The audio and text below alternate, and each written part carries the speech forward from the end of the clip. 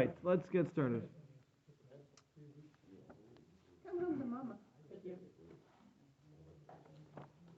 All right, everybody doing well? We're here. Everybody got a book?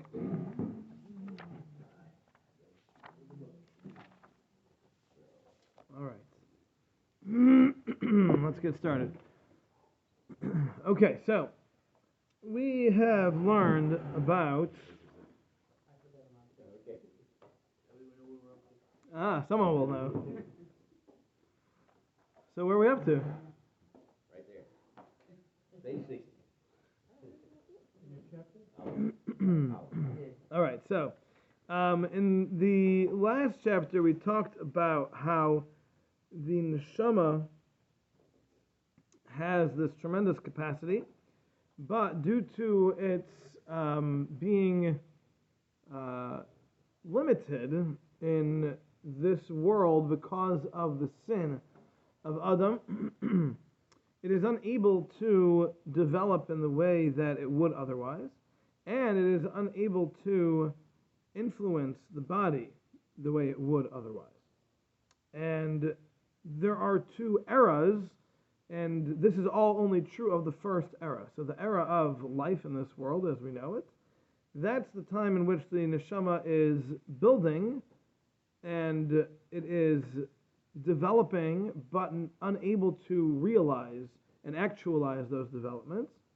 And in the future, when we have the world of the souls and then eventually with the resurrection, the neshama is able to first realize and actualize its potential, and all of its, everything that it had grown through its life here in this world becomes realized, it becomes very real, and it shines, as he says, in the world of souls. And then, after the resurrection, it is then put back into the body in order to purify, cleanse, and develop the human body, which it was inhabiting during this lifetime, and it's able to then elevate it to the point of where Adam Harishon was before the sin. That's the basic idea of what we've covered in the previous chapter. Yes? What's the concept of time in the world of souls? Okay, I don't believe there is a concept of time in the world of souls. Time is relative to matter. Matter.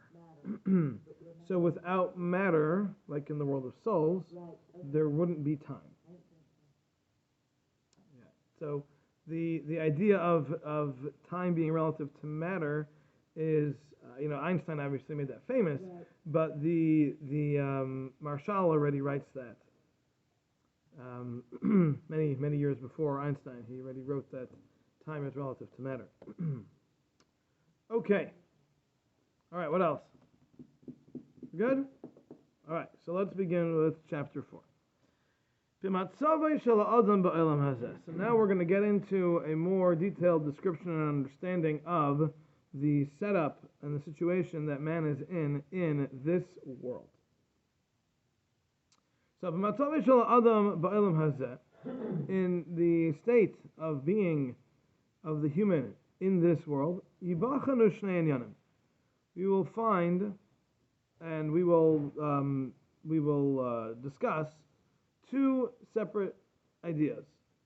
Number one is tchunas atzmai shel ha'adam v'chalakav v'har kavasa, the actual form of man through the different parts and the combinations and the makeup of man, v'hamakam asher hu musam bai, and the place where man finds himself, v'chol ma shemislav aloi, and everything that is associated with him.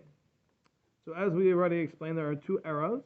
There is this world that we live in which man is contained in a world, in surroundings, and man also contains the neshama. Then there's the second era, which is the world of souls, and then from there to the world of resurrection, the world to come, and then at that point we have the development of both of those aspects. Okay, so Bibechinas Adam Atzmai. When it comes to the state of man himself, Hine kvar zacharnu eich hu murkav echad shenisrak hu b'ay shnei hafachim. First, we have to understand, as we've already learned, that man is made up of two elements that are combined. And they are opposites. V'hainu hanashama v'haguf, and they are the soul and the body. The neshama and the body are opposites. V'ulam, however, hine anachnu royim be'einenu. We see with our own eyes shehachamriyas roishibai, that the physicality is in charge, is the leader, is primary. V'toldoisav chazakes v'ma'id, and the outcome or the growth, the developments of that are very strong. Meaning to say that a person is certainly more dominated in their thinking and in their feeling by their physicality than they are by their spirituality. You know, you get hungry. That happens often. You get thirsty. You get cold. You get hot. You get tired. You get excited. These are things that we feel constantly throughout our day. You ever get sleepy? No. So these are things that happen throughout our day, every single day of our lives.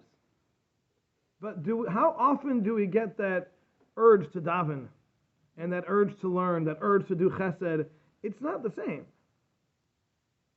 So what's the idea? The idea is that our physicality and our spirituality are not on an even playing field. As far as what influences us in our daily lives, the physicality certainly is more predominant and more prominent as we feel and experience every single day. That's just the way we are set up. Yes? I love this particular topic. It's inspiring. Well, I'm glad you made it today. So much. It's inspiring. But I want to just ask, when a person is making a decision between, I want to watch this movie on YouTube, and I want to watch, and I want to read the Medrash says, are we saying that's also physical? So when that struggle occurs? Well, it depends. Is that movie the movie on YouTube of the recording of our Derech Hashem class? Oh, okay. Well, in that case... It's a film wall. Well, in that case, the answer is absolutely. Physicality, when we talk about physicality, we're not referring specifically to that which is sensual, that we can see and touch and feel, but it's everything that is the product of the physical man, meaning the mind as well, but anything that's not from the spiritual source. All that is included in physicality. So, man is certainly primarily driven by their physical desire. Those are the feelings that we feel every day throughout our day. Those are certainly the more prominent and primary in our focus in life. Kihine, because as we see, miyad acher leidase, immediately after a person is born, kimat kulei chamri, he's almost completely physical. There is almost no spiritual input when it comes to the life of a baby. The whole idea even of their mind, of their rational thinking, is almost inexistent. It's almost not there as a newborn. Ukafi, he's gadlai, and as he gets older, then the intellect goes and becomes stronger and stronger and is more and more developed. Everyone in their own way.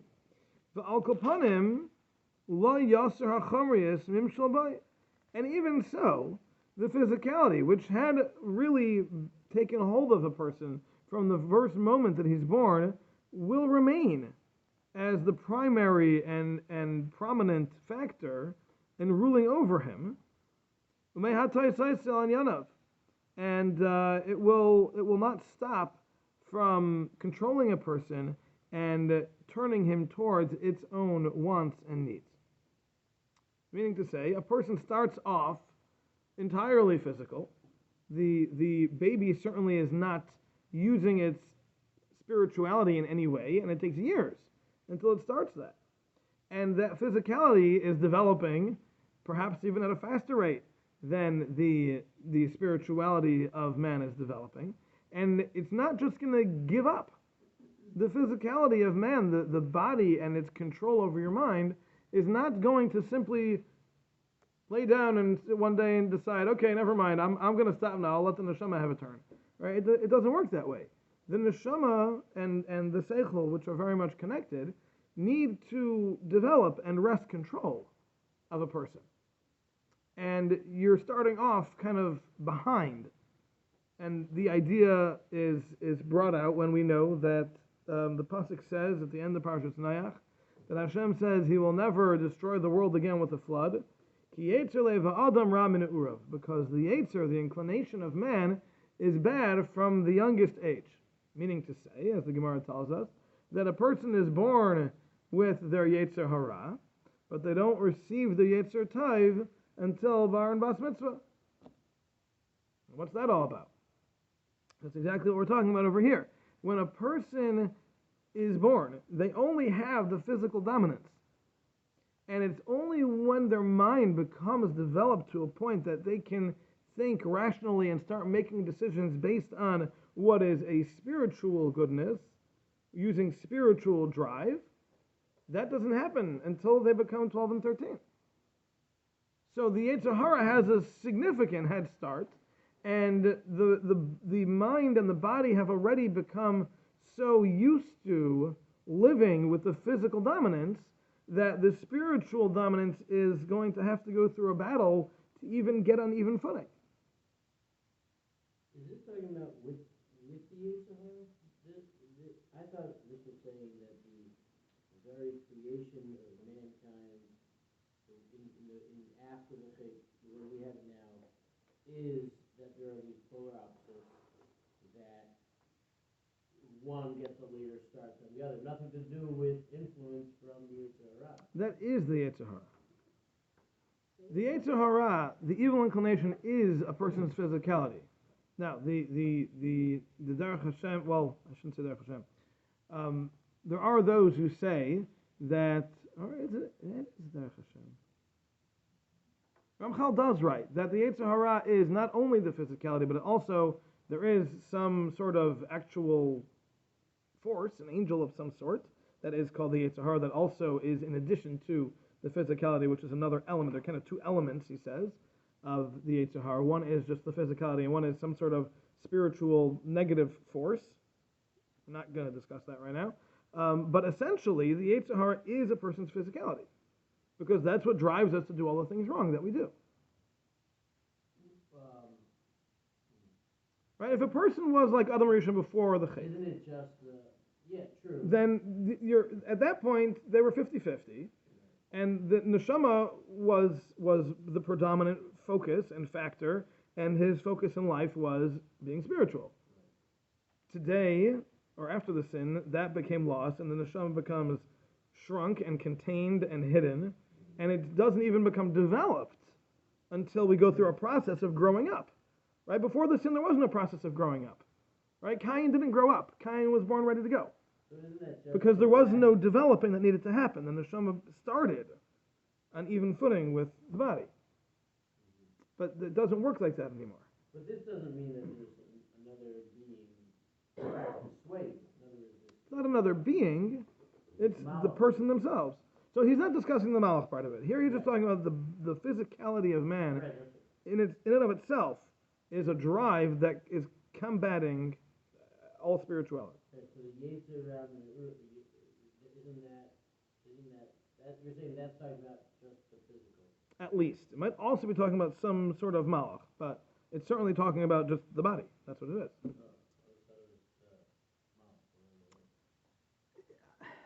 The whole idea of there also being a malach is controversial. The Chavos Levava seems to say there isn't. It's just the body. That's all it is. There is nothing else. So if he discusses it more, we'll talk about it when we get there. I haven't learned it all, so I don't know.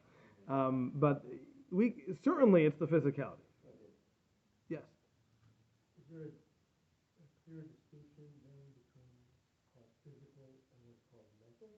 Because certainly people would think that when they sin or go in the wrong direction by something that's going on in the Okay, so the mental capacity is really where the battle goes on. The mind is where the battle is had. So the mental side of things can go either way. That's Josefo? No. No. So the battle is, do I listen to my physical traits, be they my ego, be they my hunger, be they my senses, whatever, anything that's a product of the human mind, the brain, a physical manifestation. I mean, it could be a mental manifestation, but it's still a product of the human being. Or do I listen to my neshama, which is pushing me to do spiritually good things? And the whole debate happens in the head. It's all mental. So the mentality is not one or the other, that's the battlefield. Okay, the seichel is the intellect, and that, the clear thinking, that is always associated with the neshama, because that's the only place the neshama is able to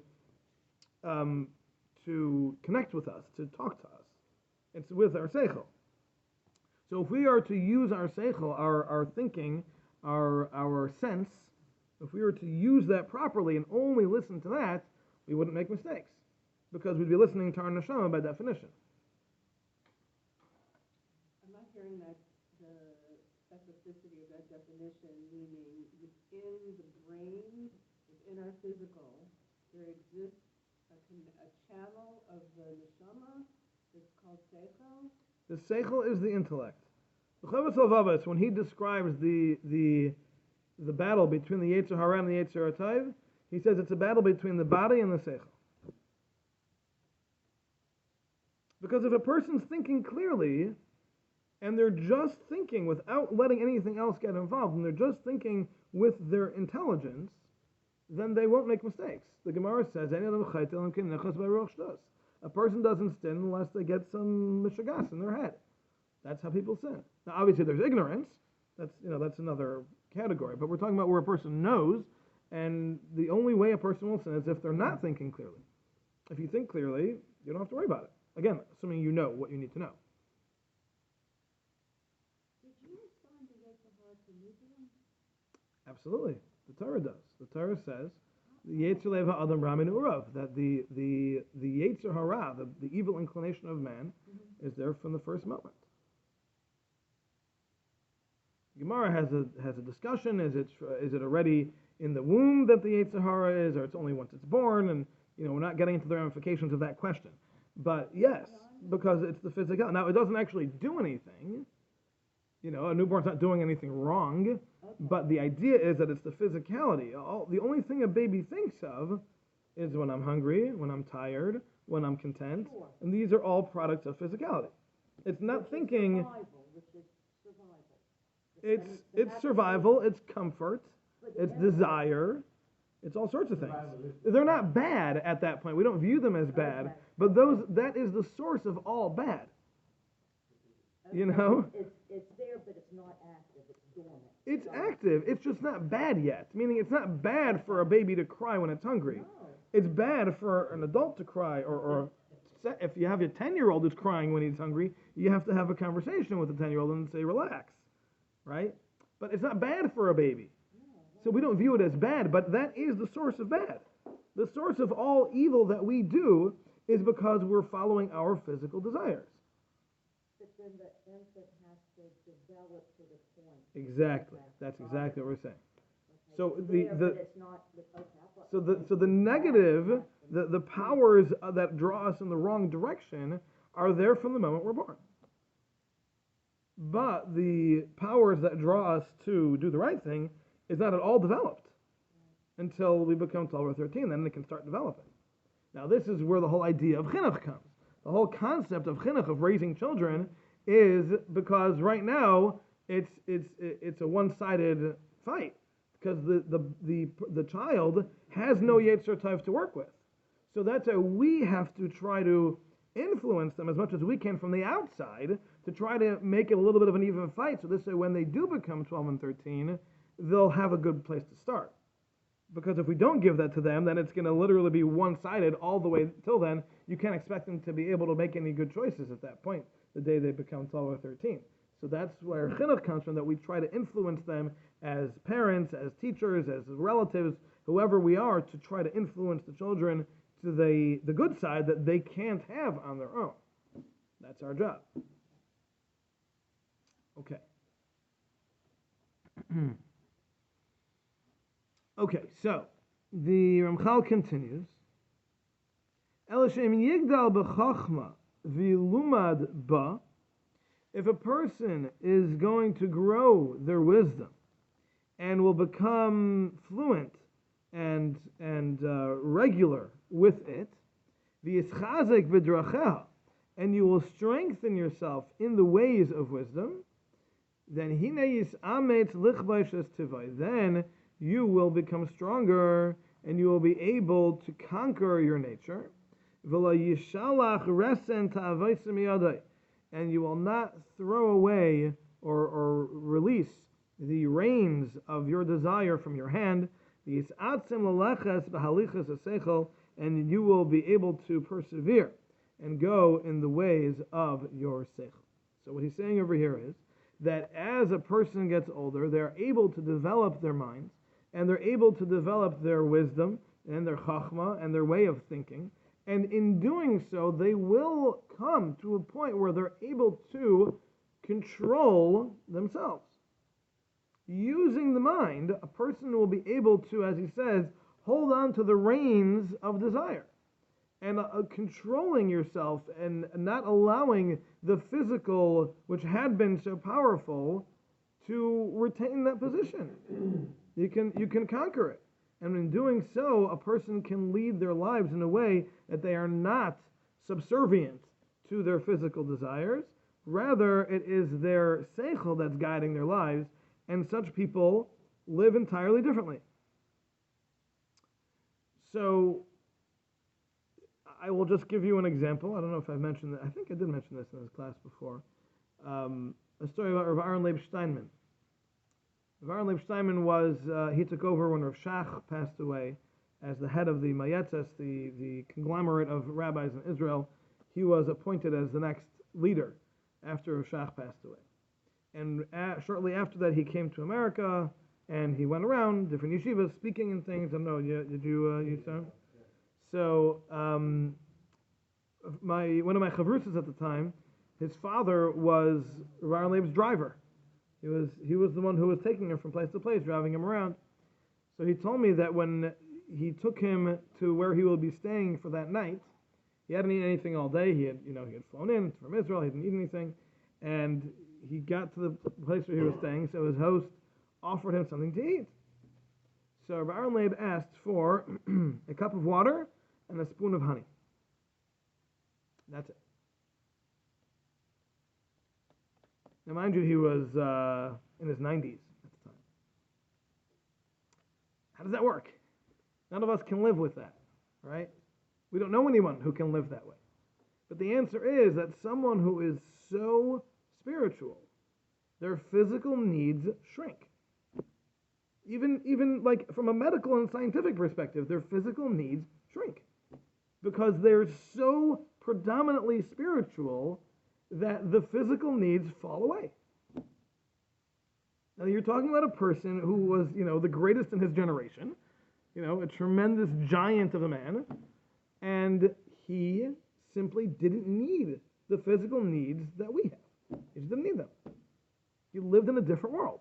Because as he says over here, if a person is going to follow their spirituality and strengthen it, then that will take over. And the physical needs they'll fade, they'll shed. They won't be necessary. Just like with Adam. Adam's physical needs were minute. He didn't really need much in the realm of physicality. He didn't even want anything. And his needs were minute. Now, obviously, we can't reach that level, as Rav Chal has already said many times, but we can get close. And we can elevate ourselves to the point that we don't need to eat.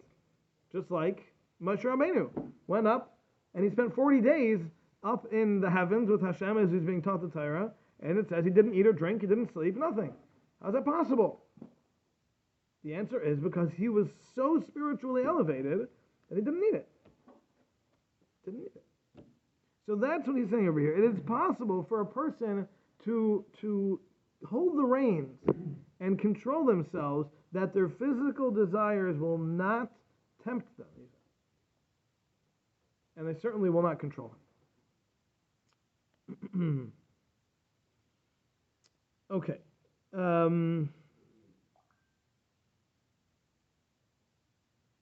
Okay, so let me read one thing to you that I found here on the bottom, which is an interesting addition to what's being said over here. He says, first, it is not sufficient to just have true intellectual knowledge in order to grow. Rather, one must also make actual changes in his life based on that knowledge. This is what Ramchal means by strengthening oneself in its ways, meaning internalizing their values and implementing changes in one's lifestyle. Because he notes that we said earlier that if a person will become well versed in Chachma, meaning he'll be fluent in the ways of wisdom, and then he will strengthen these ways. What does that mean to strengthen them? So what he means is that you have to actually do something about it. And my Rebbe in 12th grade always used to say, the longest journey is from the heart to the mind. It's the longest journey, right? We can know all sorts of things, but we gotta make it actual. You gotta make it happen. You gotta do something about it. You gotta concretize it. So if a person is able to do that, and in that order, meaning first know, then do, that's how you'll be able to do this. So he continues over here and he says, thus, even though one has matured in age and grown in wisdom, he must always be on guard regarding his physical desires.